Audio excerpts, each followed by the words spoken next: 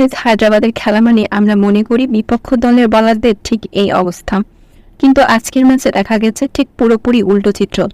কেননা আজকের ম্যাচে সানরাইজ হায়দ্রাবাদের ব্যাটারদের ঠিক এই অবস্থা ছিল। আর ব্যাটারদের এমন অবস্থা দেখে রেগে গেছে তাদের মালকিন কাব্য মারান। উল্লেখ্য যে প্রথমে ব্যাটিং করতে নামে রয়্যাল চ্যালেঞ্জার্স ব্যাঙ্গালোর নির্ধারিত 20 ওভারে 7 উইকেট হারিয়ে 206 রানের লক্ষ্য দাঁড় করায়। আর এমন লক্ষ্য নিয়ে সানরাইজ হায়দ্রাবাদ যখন ব্যাটিংয়ে নামেন তখন অনেকেই মনে করছিল 14 ওভার কিংবা 15 ওভারের মধ্যে সানরাইজ হায়দ্রাবাদ এ লক্ষ্য টপকে যাবেন, কিন্তু না। ব্যাটিং করতে নেমে শুরুতেই ফিরলেন ট্রেভিস হেড। 3 বলে 1 রান করে যখন এই ব্যাটার ফিরছিলেন তখন অনেকেই যেন আকাশ থেকে পড়ছেন। এটা কি করলেন তিনি? এরপর ফেরেন ভয়ঙ্কর হয়ে ওঠা অভিষেক শর্মা।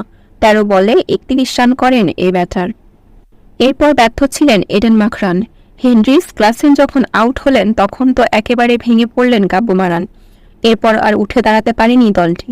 শেষ পর্যন্ত তারা লড়াইটাও করতে পারেননি। তবে আগের ম্যাচে রয়্যাল চ্যালেঞ্জার্স ব্যাঙ্গালোরের বিপক্ষে সানরাইজ হায়দ্রাবাদ আইপিএল এর ইতিহাসে যে রেকর্ড করেছিল 287 রানের সর্বোচ্চ স্কোর, আজকের ম্যাচে 187 রানও করতে পারেনি। তাতে আগের ম্যাচের প্রতিশোধটা এ ম্যাচে ভালোভাবেই নিয়েছে রয়্যাল চ্যালেঞ্জার্স ব্যাঙ্গালোর।